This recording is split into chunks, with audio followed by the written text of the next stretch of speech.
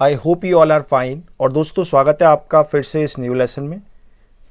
आज हम इस वीडियो में बात करेंगे और करंट अफेयर्स के बारे में। इससे पहले मैंने और भी लेसन बना दिए हैं। अगर आपने वो लेसन्स नहीं देखे तो आप एक बार ज़रूर देख लीजिए जाकर। अगर आपको किसी भी लेसन में कोई भी टॉपिक में कभी भी डाउट आता है, आप कमेंट करके पूछ सकते हैं ज़रूर।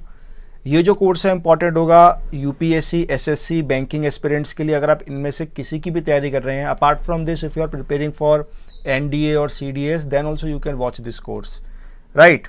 इस कोर्स में हम लोग जून से जुलाई का पूरा 1 साल का करंट अफेयर हम लोग इसमें कवर कर रहे हैं। चलिए बात करते हैं आज के हम टॉपिक्स की। स्टार्ट करते हैं। बस रेगुलर रहिएगा, आप वीडियो को लगातार देखते रहिए। मैंने इसमें जो स्लाइड्स बनाई है वो नोट्स की फॉर्म में बनाई है, इसी से आप रिवाइज भी कर सकते हैं।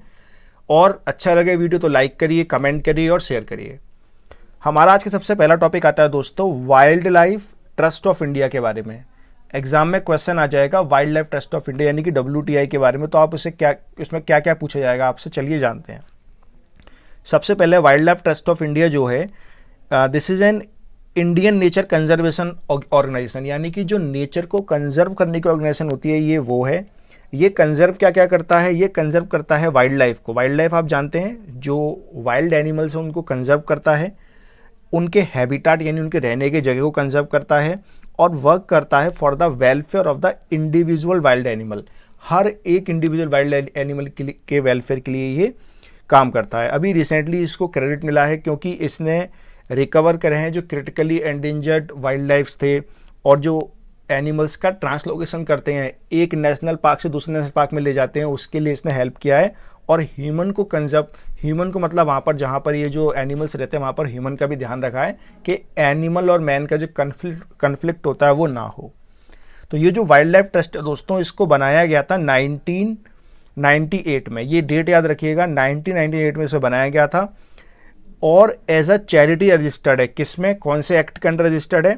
Section 12A of income tax act 1961 के अंडर। यहाँ पर आपका ट्रैप बन सकता है, हो सकता है आपसे ये पूछ लिया जाए जो wild life trust of India है वो वाइल्ड लाइफ प्रोटेक्शन एक्ट के अंडर बना हुआ है। याद रखिएगा, नहीं, ये बना हुआ है इनकम टैक्स एक्ट। ये थोड़ी यूनिक बात है इसके बारे में। तो ये बात थी wild life trust of India के बारे में। याद रखिएगा, एक ट्रस्ट है, कंजर्व करता है वाइल्ड लाइफ को।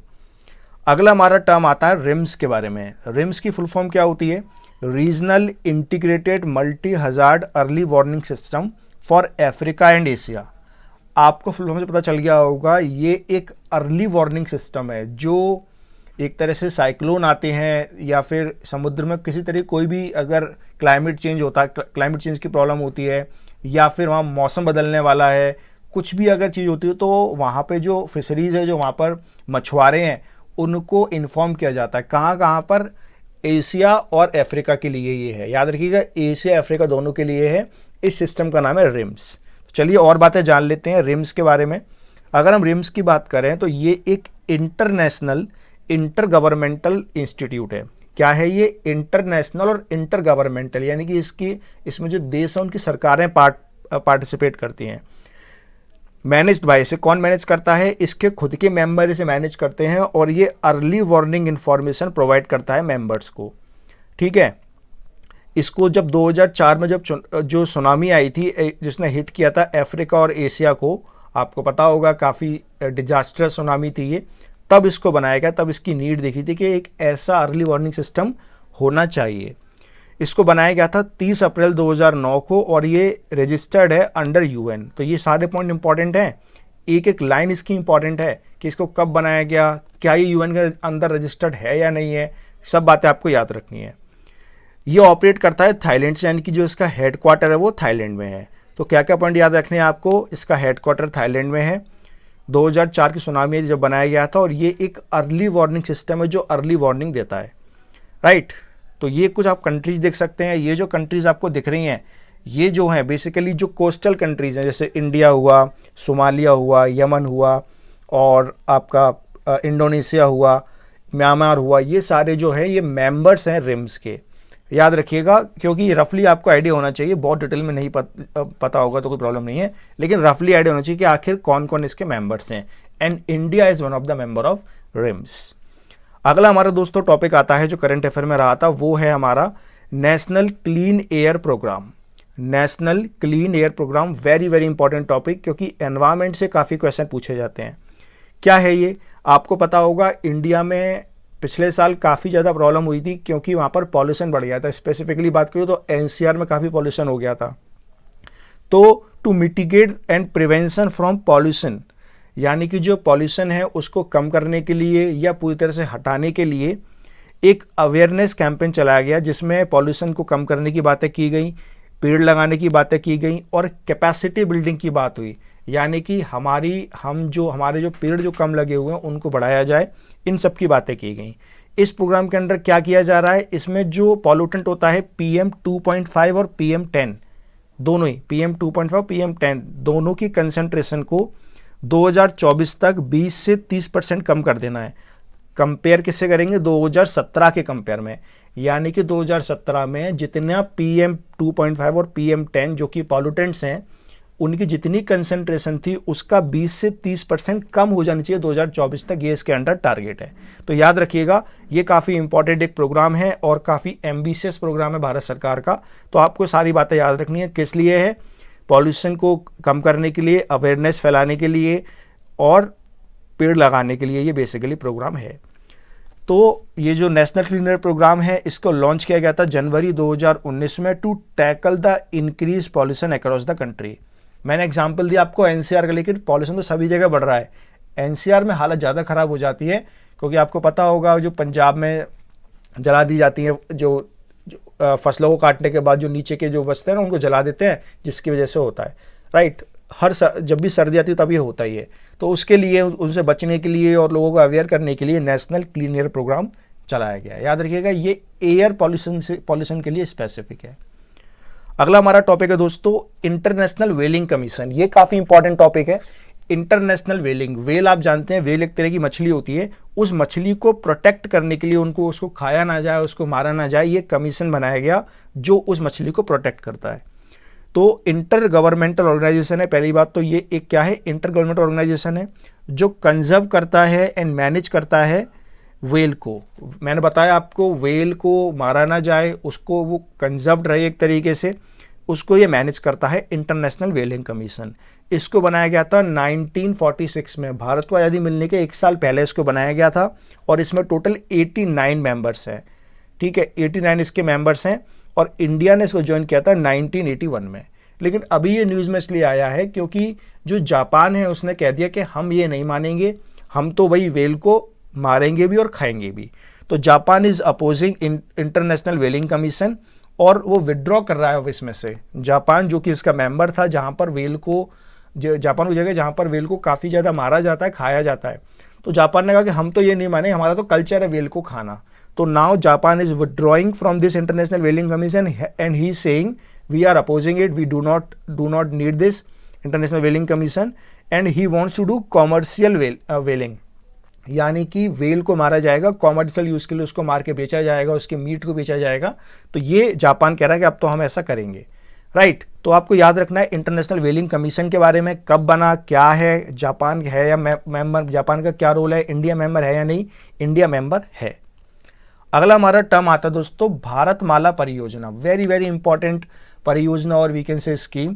ये जो योजना है ये क्या है, ये हम जानेंगे इसमें। सबसे पहले आपको पता होना चाहिए जो भारतमाला परियोजना है इसका मतलब, इसका मकसद क्या है। इसका मकसद है कि देश में हाईवेज बनाए जाएंगे और इस टाइप की ये दूसरी स्कीम है। इससे पहले एक और स्कीम थी जिसका नाम था national highway development programme, NGDP एक थी जिसमें 50,000 किलोमीटर का हाईवे बनाया गया था।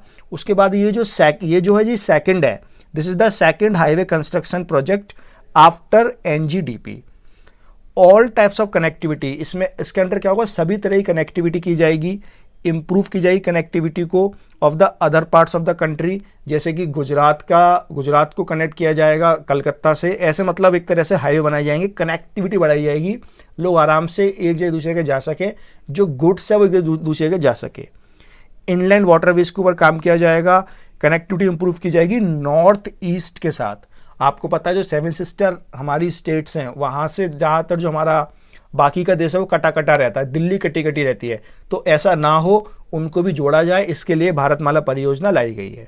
तो ये सारे इसको ऑब्जेक्टिव हैं और ये अपने टाइप की दूसरी परियोजना, इससे पहले एनजीडीपी चल रही थी, राइट। तो उम्मीद है आपको ये समझ में आ गया होगा। कुछ और बातें देख लेते हैं।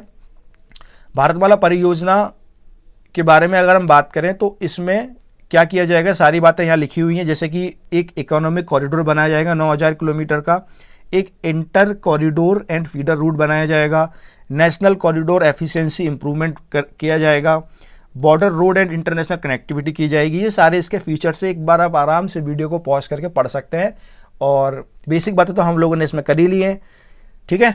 चलिए अगला जो हमारा टर्म है दोस्तों, अगला जो हमारा टॉपिक है वो है हमारा अर्थ ओवरशूट डे। तो पहले तो आप ये बस समझिए ये अर्थ ओवरशूट का मतलब क्या होता है।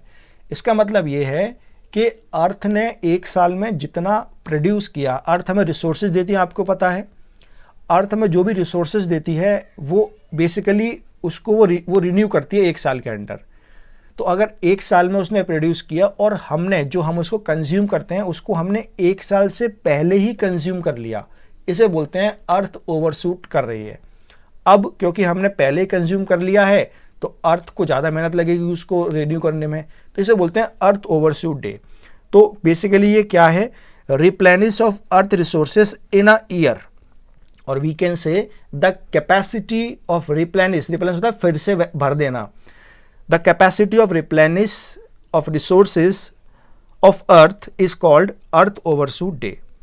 अगर हम 2019 की बात करें तो 2019 में जो अर्थ ओवरशूट डे था वो 29 जुलाई को था, और होना कब चाहिए, होना तो एक साल में चाहिए, यानी कि होना उसकी डेट होनी चाहिए बेसिकली 31 दिसंबर। अब आप समझ जाइए हमने 31 दिसंबर को जो रिसोर्सेज ख़त्म करने थे वो हमने 29 जुलाई को ही ख़त्म कर लिए। तो ये तो कंसर्न है ना, it is a matter of concern. Last जो थी 2019 में तो 29 जुलाई थी, लास्ट हमारी थी सितंबर, समझ रहे हैं आप, लास्ट हमारी सितंबर थी। तो जितना हम पीछे चलते चलते चले जाएंगे उतने हमारे लिए प्रॉब्लम की बात है।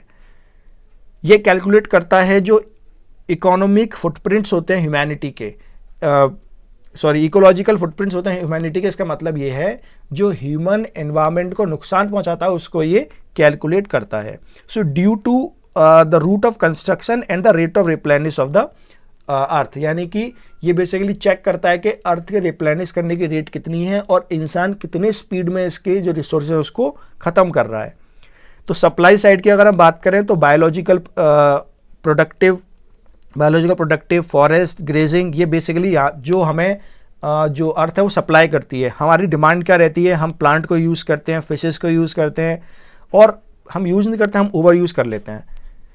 यहाँ पर एक रिपोर्ट भी पब्लिश की गई जिसका नाम है global footprint network, USA based एक रिपोर्ट है, ये भी आप याद रखिएगा। तो ये जो है वो सप्लाई की जाती है अर्थ की साइड से, और ये हम उसकी इतनी डिमांड करते हैं और हम ज़्यादा ही डिमांड करते हैं जिसकी वजह से अर्थ ओवरशूट डे हो रहा है। इस इन्फोग्राफिक से बताया गया है कि किस कंट्री में कौन सा अर्थ ओवरशूट डे कब होगा या कब हुआ है। तो 2020 के लिए दिया गया है when would earth overshoot day land if the world's population lived like this, prediction इसमें किया गया है। तो ये सारे पॉइंट्स आप याद रखिएगा, काफ़ी इंपॉर्टेंट सारी चीज़ें हैं। अगली और लास्ट हमारा टॉपिक आता है परामर्श स्कीम। परामर्श स्कीम दोस्तों लॉन्च की गई है ministry of human resource development और यूजीसी के द्वारा मिलके। जो यूजीसी आपको पता है यूनिवर्सिटी ग्रांट कमीशन, इन दोनों ने मिलकर परामर्श स्कीम लॉन्च की है। ये इसमें क्या होगा, जो स्मॉल इंस्टीट्यूशन है they will be provided assistance to the big institution, यानी कि छोटे जो कॉलेजेस जो इंस्टीट्यूशन है उनको बड़े बड़े colleges, IIT Delhi, IIT Bombay या जो भी बड़े कॉलेज हमारे देश में वो उनको गाइडेंस देंगे, और उसके बाद उन्हें सर्टिफिकेट दिया जाएगा NAAC के द्वारा under UGC as an autonomous body. Okay, इसमें क्या होगा, इसमें कुछ ऐसा मॉडल होगा जैसे कि एक पहिया होता है ना, बीच में बड़ा इंस्टीट्यूट हो जाएगा और पहिए के जो ताने निकल रही होती हैं उससे जुड़ जाएंगे बाकी के और इंस्टीट्यूट, और वो उनको गाइड करेगा, यानी कि बड़े बड़े इंस्टीट्यूट छोटे इंस्टीट्यूट को गाइड करेंगे कि कैसे आपको आगे काम करना है। इसमें अगर हम UGC की बात करें तो ये UGC जो है ये एक स्टैट्यूटरी बॉडी है, 1950 में से बनाया गया था और मिनिस्टर ऑफ HRD के अंडर ये काम करती है, कोऑर्डिनेट करती है determination and maintenance of the standard of higher education. Lower education के लिए नहीं काम करती है, कॉलेजेस के लिए काम करती है, PG जो करते हैं, PhD करते हैं उसके लिए UGC काम करती है। तो याद रखिएगा परामर्श scheme minister of HRD UGC के द्वारा लाई गई है, और इसमें क्या होगा, जो बड़े बड़े इंस्टीट्यूट है वो छोटे इंस्टीट्यूट को गाइड करेंगे और उन्हें सर्टिफिकेट दिया जाएगा NAAC के द्वारा। तो दोस्तों ये था पर्टिकुलर वीडियो, उम्मीद है आपको अच्छा लगा होगा। ऐसे ही हम लोग काफ़ी इंपॉर्टेंट टॉपिक्स कवर कर लेंगे। अगर आपको वीडियो अच्छा लग रहा है तो वीडियो को लाइक करिए, शेयर करिए, चैनल को अगर अब तक आपने सब्सक्राइब नहीं किया है सब्सक्राइब कर लीजिए। मैं मिलूंगा आपसे अगले वीडियो में। Thank you so much, take care.